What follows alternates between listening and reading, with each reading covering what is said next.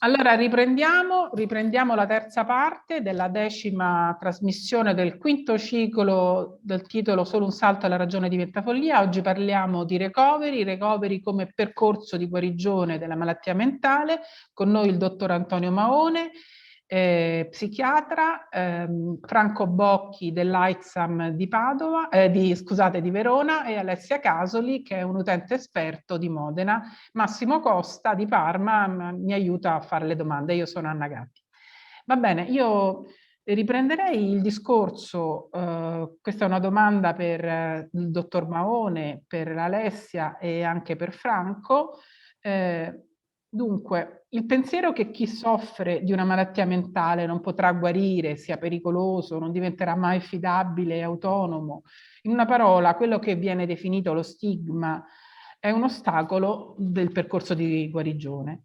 Però la cosa un po' curiosa è che se guardiamo le ricerche che sono state fatte, che hanno misurato la diffusione dello stigma all'interno dei servizi di salute mentale, quando lo si misura si trova che questo pregiudizio nei confronti della malattia mentale è maggiore di quello che invece è diffuso nella popolazione normale. Ecco. Perché secondo voi? E quindi faccio la domanda ad Alessia. Io direi non soltanto tra gli operatori, dico anche tra i familiari. Almeno io sicuramente ho delle grandi difficoltà a sviluppare un atteggiamento, diciamo, di speranza, di proiezione positiva rispetto alla situazione del mio familiare, ma insomma poi dopo ognuno risponde per sé. Cominciamo allora con Alessia, se mi vuoi parlare dello stigma, Alessia. Ma io penso che lo stigma nasca è un circolo vizioso. Patricia Deegan nel libro La pratica quotidiana della speranza lo dice molto chiaramente, che l'operatore ha delle aspettative che proietta sull'utente e l'utente non risponde a queste aspettative, e questo fa arrabbiare l'operatore, e questa rabbia si sfoga sull'utente e diventa sempre un circolo vizioso di impotenza da tutte e due le parti. Quello che risolve il Questo, problema. scusami Alessia, ti interrompo, no? Però nella Degan, che è una utente, che è stata un utente, è stata molto molto male, poi è stata meglio, quindi ha dato la sua testimonianza, ha scritto un libro molto interessante. Questo è dovuto al fatto che l'operatore propone delle cose all'utente e vorrebbe che l'utente si comportasse in un certo modo e l'utente non risponde a queste proposte, insomma, no? Esatto, era quello che volevo dire. L'utente non risponde come l'operatore vuole, e quindi l'operatore si arrabbia, viene questo senso di delusione, impotenza, che si sfoga sull'utente. L'utente più sente questo, meno risponde. E c'è questa immagine molto bella della Reagan di questi utenti nei centri diurni che non rispondono più a niente, se ne stanno lì seduti a fumare, bere caffè, che non hanno più niente, non hanno più voglia di fare, non hanno più speranza. Ecco, si perde questa perdita della speranza. E questo è, secondo me, questa perdita della speranza da parte di tutti. Quello che secondo me bisogna fare è recuperare la speranza, dire ok, e soprattutto l'ascolto, perché non è detto che quello che un'attività di pittura che viene proposta in un centro diurno sia quella giusta per quella persona lì. Magari questa persona ha più vantaggio, ad esempio, andare in un canile a accudire dei cani e dei gatti, perché non tutte le risposte sono uguali, e ci vuole ancora, e io insisto, un ascolto, ma un ascolto da tutte e due le parti, perché l'utente deve capire: ma perché tu mi chiedi questo? Qual è quello che tu mi chiedi? Come posso io rispondere a questo no, la pittura non mi interessa, io voglio avere a che fare con dei cani, con dei gatti. Secondo me bisogna appunto praticare questo ascolto, ecco, per superare questo stigma che è una cosa feroce, perché io ho trovato più stigma da parte degli operatori che quello nel mondo fuori, ecco. Grazie, grazie Alessia. Volevo sentire, non so, Franco o il dottor Maone, chi vuole parlare prima. Franco, devi aprire il tuo audio.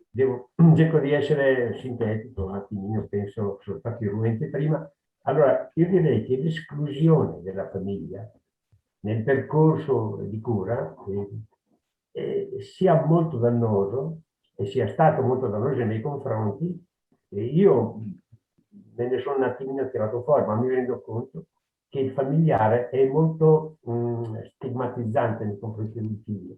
E penso che una delle cause che hanno dovuto, che hanno determinato la creazione delle RSST, che è un discorso a vita, perché va dai 45 ai 60 anni, ti porta al pensionamento. Le residenze sociosanitarie psichiatriche, bisogna spiegarlo perché le persone non conoscono qui nel questa Veneto sono nate, e noi li definiamo il piccolo manicomietto, di la verità.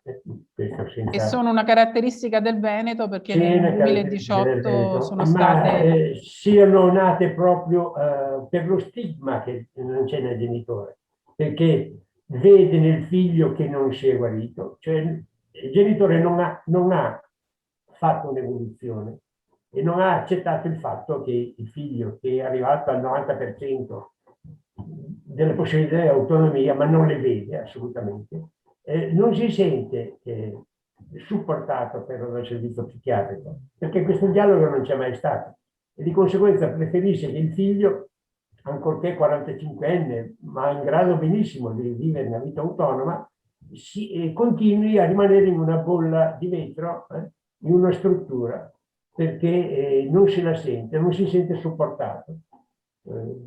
Questo, la psichiatria territoriale nel Veneto, principalmente in Verona, non c'è. E questo lo denuncio. Io ho cercato di rompere personalmente con altri genitori, ma la risposta è stata questa. Ecco, allora mi sono proposto di fare da apripista e vediamo se riesco a rompere un po' questa. Va bene. Il dottor Maone cosa pensa di questo stigma all'interno degli operatori? Io penso che lo stigma, come diceva giustamente la signora Alessia, diciamo, è appunto l'espressione di una dinamica, di un'interazione, no?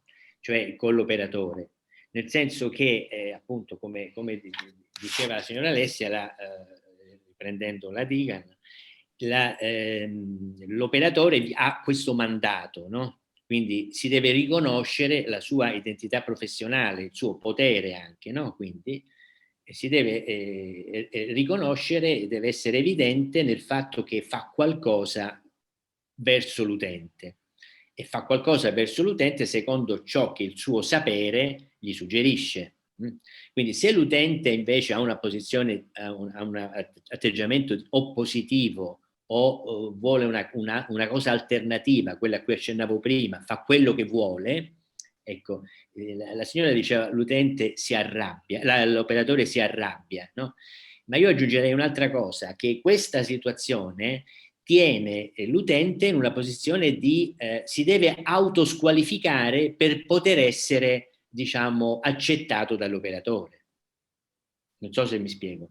Cioè, per poter essere accettato deve riconoscere il suo deficit e autosqualificarsi, cioè deve riconoscere che quello a cui lui ambisce non è ragionevole e quindi deve stare in una posizione di dipendenza dall'operatore in un rapporto tendenzialmente irrisolvibile. Perché se l'operatore ha bisogno che il paziente sia obbediente e quindi l'operatore, il paziente, per farsi amare dall'operatore deve mantenersi in questa posizione di autosqualificazione, e il rapporto non evolve. E nelle strutture residenziali questo fenomeno penso che sia pervasivo, no? Cioè l'operatore ha bisogno di sentire appunto che il paziente sia obbediente, diciamo, sia compliant, no? Cioè, come si dice, no? Che sia collaborante, no? Ma collaborante a che cosa? A quello che ha in mente l'operatore. Allora, compliante. Compliante. Sì, appunto, no? Cioè, appunto. Invece, diciamo, la sfida è lo stigma si riduce se la persona riesce a imporre il suo punto di vista, e lì è la questione del potere a cui accennava anche lei, no? Comunque, insomma, quello che è veramente tossico, diciamo, non è tanto poi è vero quello che diceva lei, cioè che gli operatori della salute mentale hanno pregiudizi ancora più pesanti rispetto alla popolazione generale, ma quello che è ancora più insidioso è lo stigma che si struttura alla fine dentro la persona, no? Per esempio c'è un concetto che viene ripreso nella letteratura, che viene diciamo, è una dimensione che viene definita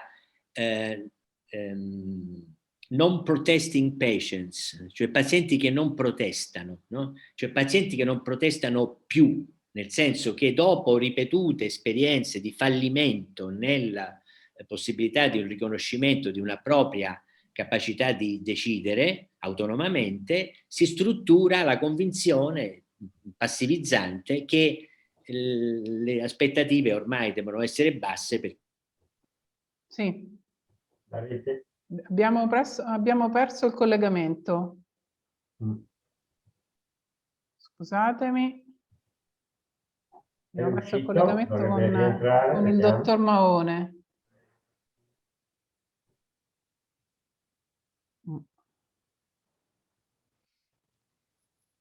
Ecco, io non so quando...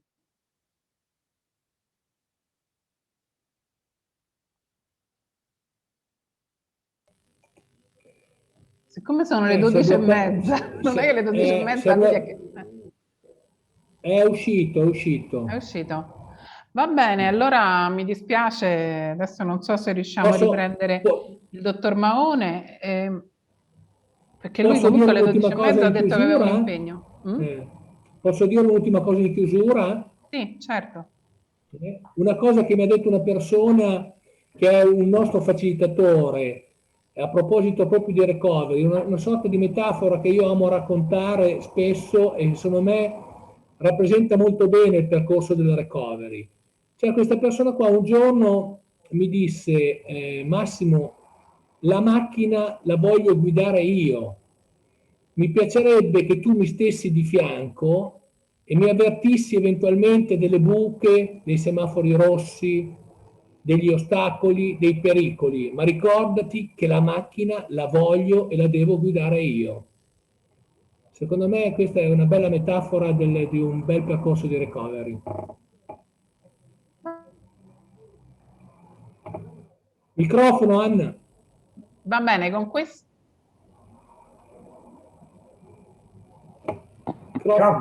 Si picchia? Ecco, adesso ce l'ho il microfono, scusate. Va bene, con questa immagine che ci ha proposto Massimo, io direi che chiudiamo la puntata. Io saluto il dottor Maone che adesso è scomparso dal nostro video Zoom e lo ringrazio molto di aver partecipato. Dottor Maone è psichiatra della ULSS di Roma 1, ricordo. Ha scritto questo libro molto interessante che si intitola Recovery, nuovi paradigmi per la salute mentale, editore Cortina Raffaello, anno 2015, insieme alla dottoressa Barbara D'Avanzo. Ricordo anche un libro che poi abbiamo citato, che è La pratica quotidiana della speranza, storie di guarigione, a cura del dottor Giuseppe Tibaldi. Ringrazio Massimo Costa che mi è stato accanto per fare le domande, che è un operatore di Parma, Alessia Casoli, utente esperta di Modena, e Franco Bocchi, che è un familiare di Verona. Vi saluto e vi do appuntamento fra 14 giorni, sempre qui su Radio Cooperativa Padova. Grazie.